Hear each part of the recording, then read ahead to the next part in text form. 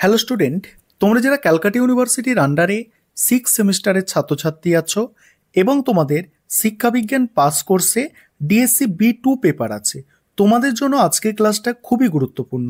আজকের ক্লাসে তোমাদের একটি 10 নম্বরের প্রশ্নের উত্তর নিয়ে আলোচনা করব। এই প্রশ্নটা 2023-এ একবার পরীক্ষায় এসে গিয়েছে এবং তোমাদের জন্য মোস্ট ইম্পর্টেন্ট প্রশ্ন হচ্ছে, বৈদিক যুগে নারী শিক্ষা সম্পর্কে বিস্তারিত আলোচনা করো। বা প্রশ্নটা ঘুরিয়ে আসতে পারে, বৈদিক যুগে নারী শিক্ষার সম্পর্কে টিকা লেখো, এইভাবেও আসতে পারে। প্রথমেই একটা ইন্ট্রোডাকশন অর্থাৎ ভূমিকা সুন্দর করে লিখবে। ভারতের প্রাচীনতম সভ্যতার এক গুরুত্বপূর্ণ পর্ব হলো বৈদিক যুগ, যা মূলত দুটি ভাগে বিভক্ত, আদি বৈদিক যুগ আর হচ্ছে পরবর্তী বৈদিক যুগ। এই সময়কাল ভারতের ধর্মীয়, সামাজিক, সাংস্কৃতিক ইতিহাসের ভিত্তি স্থাপন করে। বিশেষত আদি বৈদিক যুগে নারীরা শিক্ষায় গুরুত্বপূর্ণ ভূমিকা পালন করতেন এবং তাদের শিক্ষার প্রতি সমাজে ইতিবাচক দৃষ্টিভঙ্গি দেখা যেত। বৈদিক সাহিত্যে বিশেষ করে ঋগ্বেদে নারীদের শিক্ষা ও সামাজিক সমান অধিকারের পক্ষে অনেক তথ্য প্রদান করে। তবে পরবর্তী বৈদিক যুগে নারীদের শিক্ষার অধিকার সীমাবদ্ধ হতে শুরু করে এবং তাদের ভূমিকা ক্রমশ গৃহস্থ জীবন ও ধর্মীয় আচার অনুষ্ঠানের মধ্যে সীমাবদ্ধ হয়ে পড়ে। এই আলোচনায় বৈদিক যুগে নারী শিক্ষার উত্থান ও পতন বিশদভাবে ব্যাখ্যা করা হবে। এবার আদি বৈদিক যুগে নারী শিক্ষা। আদি বৈদিক যুগে নারীদের জন্য স্বর্ণ যুগ হিসাবে বিবেচিত হতে পারে, কারণ এই সময় নারী ও পুরুষের মধ্যে শিক্ষার ক্ষেত্রে কোনো পার্থক্য করা হতো না। নারীরা উচ্চ শিক্ষা লাভের সুযোগ পেত এবং তারা ধর্মীয়, দার্শনিক, বৌদ্ধিক আলোচনায় অংশগ্রহণ করতেন। এই যুগে নারীদের জন্য ব্রহ্মচর্য পালন করা স্বাভাবিক ছিল, যা প্রমাণ করে যে তারা গুরুগৃহ থেকে শিক্ষা লাভ করতেন। নারী ঋষি পণ্ডিতদের উপস্থিতি। এই সময় অনেক নারী ঋষি ও দার্শনিকদের সন্ধান পাওয়া যায়, যেমন গার্গী, মৈত্রী, লোপামুদ্রা, কাত্যায়নী। তারা শুধুমাত্র বিদ্যা শিক্ষায় পারদর্শী ছিলেন না, বরং ধর্মীয়, দার্শনিক বিতর্কে পুরুষদের সঙ্গে সমানভাবে অংশগ্রহণ করতেন।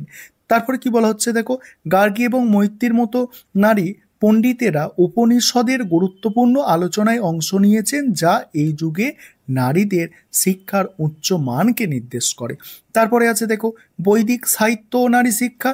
ঋগ বেদে অনেক নারী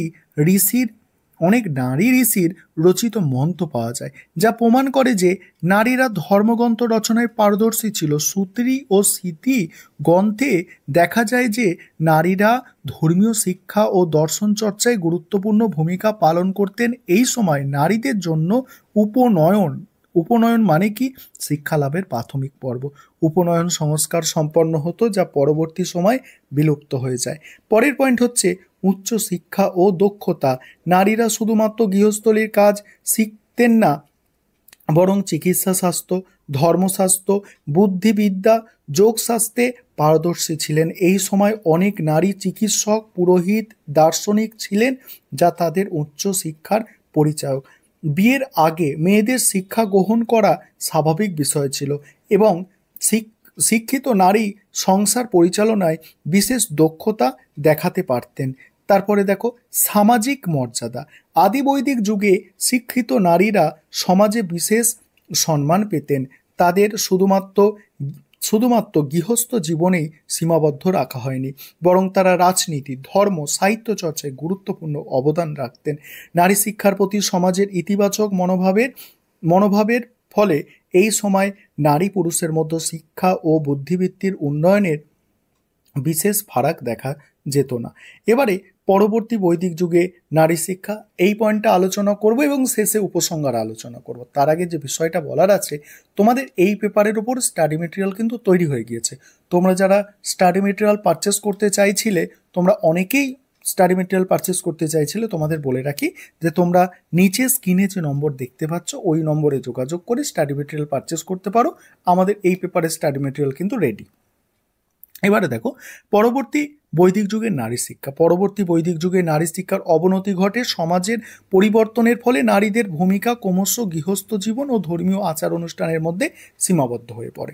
এখানে নারী শিক্ষার অধোগতি। এই সময় নারী শিক্ষার অধিকার সীমিত হয়ে পড়ে। সমাজে কন্যাকে সমাজে কন্যাকে অষ্টাদশ বছর পর বিবাহ দেওয়া উচিত, এই নিয়ম পরিচালিত হয়, যা মেয়েদের শিক্ষার পথে প্রধান বাধা হয়ে দাঁড়ায়। বিয়ের পর নারীদের প্রধান দায়িত্ব হয়ে ওঠে সংসার সামলানো, যার ফলে তাদের শিক্ষা গ্রহণের সুযোগ কমতে থাকে। তারপরে বলা হচ্ছে দেখো, উপনয়ন সংস্কার বিলোপ। আদি বৈদিক যুগে যেখানে নারীরা উপনয়ন প্রক্রিয়ার মাধ্যমে শিক্ষা লাভের সুযোগ পেত, সেখানে পরবর্তী বৈদিক যুগে এটি কেবলমাত্র পুরুষদের জন্য সীমাবদ্ধ হয়ে যায়। নারীদের ব্রহ্মচর্য আশ্রমে গিয়ে শিক্ষা গ্রহণের অধিকার হ্রাস পায়, যা তাদের শিক্ষার পর্যায়ের শিক্ষার বিপর্যয়ের অন্যতম কারণ। তারপরে বৈদিক সাহিত্য, ধর্মীয় বিধিনিষেধ। এই সময় নারীদের বেদ অধ্যয়ন নিষিদ্ধ হতে থাকে এবং তাদের শিক্ষার পরিধি গৃহস্থ জীবন এবং ধর্মীয় আচার অনুষ্ঠানের মধ্যেই সীমাবদ্ধ হয়ে পড়ে। নারীদেরকে মূলত গৃহস্থলীর শিক্ষা দেওয়া হতো এবং উচ্চ শিক্ষা থেকে বঞ্চিত করা হতো। সমাজে নারীদের মর্যাদা কমতে থাকে এবং তাদের স্বাধীনতা সীমাবদ্ধ হয়ে পড়ে। তারপর পরের পয়েন্ট হচ্ছে নারী শিক্ষার সামাজিক বাধা। পরবর্তী বৈদিক যুগে নারীদের ভূমিকা পতিব্রতা স্ত্রী হিসাবে প্রতিষ্ঠিত হয়, যার ফলে শিক্ষার চেয়ে তাদের ঘরোয়া দায়িত্বকেই বেশি গুরুত্ব দেওয়া হয়। নারীদের ওপর সামাজিক ও ধর্মীয় বিধিনিষেধ আরোপ করা হয়, যা তাদের শিক্ষার পথে প্রধান অন্তরায় হয়ে দাঁড়ায়। এবার উপসংহারটা তোমরা দেখে নাও, আমি স্ক্রল করে যাচ্ছি, দেখে নাও। আর তোমরা যারা স্টাডি মেটেরিয়াল পারচেস করতে চাইছো অবশ্যই যোগাযোগ করে নেবে।